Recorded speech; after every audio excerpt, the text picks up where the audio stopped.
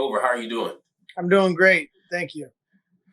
Man, it's my pleasure to have you on here. If you didn't know, a lot of my friends and some of my viewers know I am an avid boxing fan. And anytime I've had a real warrior who's been in the ring on my platform, it's always my utmost just privilege to have you on today. So how you been doing? What you been up to, Grover? Doing great. Just working away. Just trying to make it happen. I understand. I know you're still, in the business, active, right? You have a gym, right? You're still in Omaha. Yep, I'm from Omaha, Nebraska. I have a boxing gym, Undisputed Punch Fitness. We offer boxing classes. It's a fitness boxing, so it's fast paced for an hour. Same way we train when we're training for a fight. We break it down into a faster pace, make it, I guess, more easier, more layman terms for just the everyday person. 9 times out of 10, it's women. Women aren't scared to come into the gym and know that they don't know how to box, so it's easier to teach them. Where the men are harder to get in there.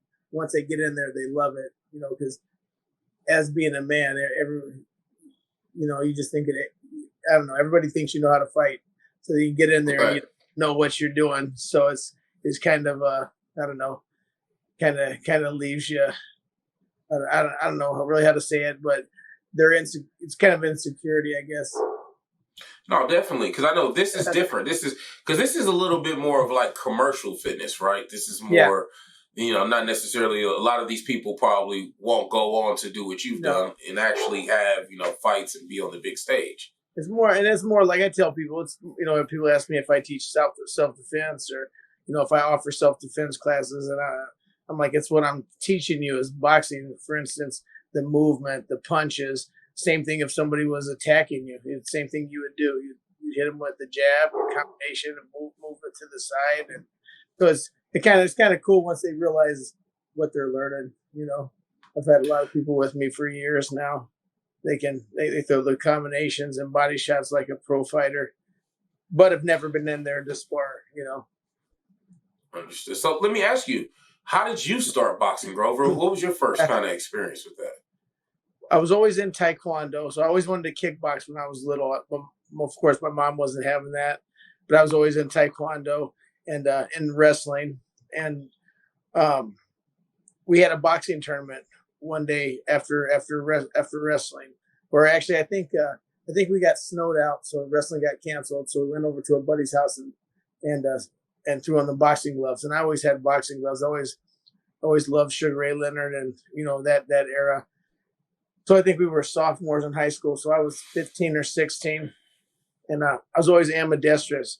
So I ate left-handed, I bat left-handed, but I right-handed. So when my punch was always my left hook, and I was knocking these fools out. They could rush in, and I don't know. It was just Taekwondo kind of taught me the footwork and stuff, and I would catch them with that left hook and sleep them. And then somebody, as a joke, told me to go to a boxing club. So I skipped wrestling practice, went to the boxing club, and just fell in love. I came back and quit wrestling the next day. I think I was a junior in high school then, so I was 17. And after that, I won the Golden Gloves in, I think, 8 months. And the districts, the regionals, I didn't win the nationals. I turned pro right after that. But and after that, it was just off to the races. Just boxing, starting off boxing young is important, but, also like the business of boxing. Sounds like boxing has been pretty good to you. Yeah, it's been real good. And that's very, very interesting. I know I was actually reading, because I seen you were coming by, that you cornered Terrance Crawford a few times, right? Oh, a lot of times. Well, when I was a kid, all the time. He was in the gym, so it was Bo Mack, me, Red. That's his trainers now, Saul. So we all fought amateurs together. Of course, I came in late. I only boxed amateur for a year, and then everybody was turning pro. So I turned pro with them, and then and we traveled around, fight, and we fought everywhere. But then when we weren't fighting, our trainer Midge would have us, if we were done working out, we would hold the mitts for the younger guys, which was Bud, and then and we took those guys everywhere. Man, we have we'd go to different tournaments all over the country. When we weren't fighting, we were training them, or if we were fighting, they were coming with us to the fights and walking us out. So it was pretty cool when you look back. But yeah, so Bud and Saul and Bo Mack, Brian McIntyre, although we were it was kind of like we were all family growing up. That was huge. Little, yeah, it was pretty cool. And that's funny to hear you say that, because a lot of people have a lot of respect for Bo Mack, especially being from the Midwest, but you don't really get to hear those origin stories of kind of where he comes from. So let me ask you, out of all the fights that you had, over 30 fights, what is your most memorable out of all of those fights? Well, because of who it was Chavez, Julio Cesar Chavez, just because that was my idol. I'd watch his greatest hits over and over and try to throw that liver shot like him, try to throw the hooks like him, and move my head and just So that was the most memorable one. So for sure. And how did that come about though? Because that ended up being his last fight. How did you end up with the contract in front of you? Well, and that was the second time. The first time I was out of shape because I couldn't get. I had just beat. Oh my gosh, I don't want to draw a blank. He had some championship belts. Damn, I can't think what his name is. I'll think of it as soon as we hang up here. But he had more knockouts than I had wins, and we trained for him. And I ended up stopping him on the stool, like Chavez quit on the stool, but I was ripping those body shots on him, and he went down a couple times with body shot. Then finally he wouldn't come out for the 5th round or the 6th round. I can't think of who his name is, but what was now? I just totally lost track of my thought trying to think of what his name was. What were we talking about? No, we're talking about Julio Chavez. Just how did you end up with the opportunity after? So after I beat him, it was a great win by beating him. So then they called me. It was probably, I don't know, 8 weeks later, but I hadn't been in the gym. This is the stuff that Bud's seen. And I think that's, that every time I got called, I was out of shape. I like to go out. I thought being in a pro was going out and chasing women and being out drinking with my friends. Right. So I was out of shape when they called me the first time. And I slept on it because he must not have been training, because he ended up getting beat by Frankie Randall. And then Frankie Randall had a rematch with him for a ton of money. You know what I mean? But that was my fight. They offered me over $100,000 for that fight, and I kept turning it down. And they kept calling, and then finally they just quit calling me. And I think that's when Frankie Randall fought him. Or I know that's when Frankie Randall fought him. He must have got a hold of him, and then he ended up beating him at that time period. But I missed the fight because I was out of shape. But these are the things that Bud's seen, throughout his time, because he'd always ask me, why don't you just stay in the gym? Why don't you stay in the gym? And I'm like, when I get a fight, I'll come to the gym. I was just living the, having fun, living. People knew me, and I let that get, kind of lost track of the prize. You know what I mean? No, and I think for you, in my eyes, you're a legend. Not only because you're from my region of the country, but just for the things that you've done. And honestly, I appreciate your transparency, because I think, I've heard you say that, but, another person I've heard say the same thing is Mike Tyson, right? Yeah. And I think it's very easy in that polarizing, light. On top of that, it's such a masculine sport, right? You beat a dude up. What I don't know what gets the ladies going more than that, right? There's probably nothing else. So, let me ask you, how did you prepare yourself spiritually for these wars that you would go through? Or, when it's almost the day before the camp, what would be the thing that you would do? I don't know. I was good at blocking myself off. Once we started training, if I had the proper amount of time, I could just cut ties with everybody, and we would just train. You know what I mean? we would just, I don't know, I could block things out, and I didn't have any fear. I think was the main thing. I got nervous bugs and stuff, but I always pictured myself winning. So I think that's something that was a big deal. I mean, I never thought of myself as losing, which you guess you can. I'm sure most of the winners don't do that. You don't ever picture yourself losing, but just, and then once you start training, it was all or nothing. Right, understood. So, and I know in that field, like you said, it's all or nothing. You got to kind of be oblivious. Just for some of my people who don't know, how many different weight classes did you fight at during your professional career? Way too many. So I should have probably stayed at 35. My first fight was probably 139. My second pro fight, I weighed in at 130, and then I fought up my last fights at I fought 154. So then you got to understand, I'm walking around at 44, 45 if I'm in shape, you know what I mean? So these guys are coming down at 154. They started offering me way more money at 54, and I was getting older, and I actually was in great shape, and I just said, you know what, I'll go up to 54, and if I win one, then, it'll run it back for a lot more money, So I moved up to 54, never had to make weight, never had to worry about weight. Well, these guys are coming down. Like when I fought Chavez Jr., he was in plastics for the whole week of when we were there, getting ready for the fight. He was probably sucking down from 75. By the time he fought, I'm 147 or 48 pounds, whatever the weight was that I could be. And then they blow up. So it was, I look back now and I was like, damn, you're a damn dummy.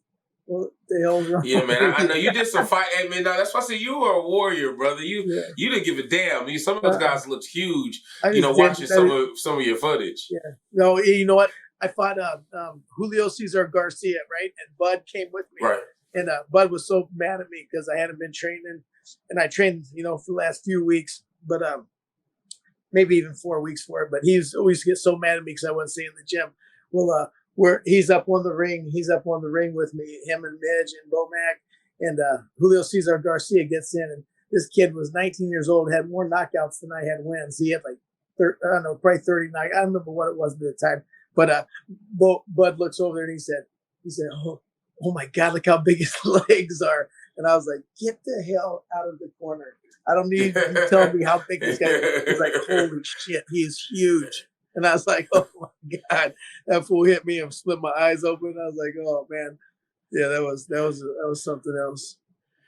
Man, let me ask, do you ever watch and that's kind of the thing, like with the rehydration clause with Tank and Garcia. With Tank and Garcia this weekend. I know you're going to be tuning in for that for sure. Oh, for sure. I wouldn't miss it. So let me ask you, who you going for? I like the knockout artists. I can hear my trainer Midge in the background talking about Garcia. He passed away, but he liked the boxer, the smart mover, but I don't know. I kind of got to go with Tank. I think I like that. I like those power punchers. I like his style, but it's going to be a great fight. I don't know if you can even pick one or the other. Man, it's going to be a great fight, and I think, the winner of this fight definitely sees a whole different, future in boxing. I think for both of them, either way that it goes. I mean, look at like Isaac Cruz, right? Him just lasting in the ring with Tank and losing, turned his career up exponentially. Oh yeah, huge. Yeah, that's a big thing. So you watch, you've been watching a lot of boxing lately. A lot of these guys who've been having these fights every weekend. For the most part, I mean, I'm super excited for this one. I just like to see the two undisputed fighters put it on the line. And I don't know. I just feel like that's what we're missing with this era. Seeing the top fighters fight each other. The promotion gets in the way. This or that gets in the way. I want to see a great fight.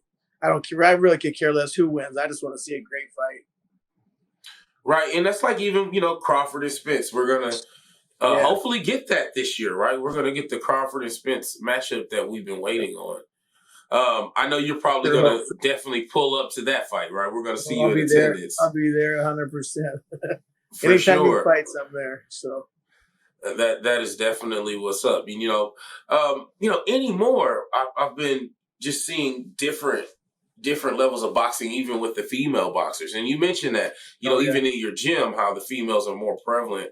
yeah. Do you watch like Clarissa Shields or Oh yeah, Alicia yeah. Bumgardner? Oh yeah. I watch them. Yep, So definitely. so who are your boxers that are your favorite people in the game, and why right now? Well, of course, Terrance Crawford. I like Garcia and Javante Davis. Tyson Fury. He's Yeah. probably one of my favorite. I like I love that how he moves. I love the boxing. I love how he talks smack. You know what I mean? I like the movement more than anything. I like that movement, the slickness. You know what I mean? But then the knockout power. So that's who I like the most right now. I don't have any other ones like that really stick out to me. No, understood. Do you watch UFC ever? Yeah, I trained actually when I was done fighting. I trained a handful of the UFC guys from around here. Jake Ellenberger. I was with him when Okay. he had I think we had all wins with when I was with him. Then he moved to San Diego. I stuck here in the Midwest, and then I've worked mitts with that Houston Alexander, with Joe Ellenberger, with that Drew Dober. That's big time right now from Oh here. yeah. So yeah, it was kind of cool because when I retired boxing in what was it 2008, I think it was my last fight. UFC, these guys were really good around here, but that's when the transition. Then they weren't quite as good as the strikers. You know, I mean, they weren't strikers yet. Right. And then I started working with the guys with the mitts and working the movements and stuff. And now look how much it's progressed. I mean, a lot of those guys are hell of punchers. You know what I'm saying? You can't get to that level without being able to punch anymore. No, I you mean, definitely got to be able very to defend few yourself. can, but yeah, Even Khabib had a hell of a stand up game. yep. Trey, Got to punch now. Yep, I appreciate you coming on. I won't take too definitely. much of your time. Signing off with Fight Chat. Grover, did you have anything that you wanted to add to this before we get off? Nope, just looking for a great fight tomorrow night, and hopefully Crawford and Spence this year. That's what I'm looking forward to. Heck yeah, I'm looking forward to Crawford and Spence. I'm looking forward Yeah, to Usyk and Fury. yeah. We got a lot of good fights in boxing in 2023. And for Can't Fight wait. Chat, this is Sean Copeland signing off with Mr. Grover Wiley. We'll talk to you later. Thank you.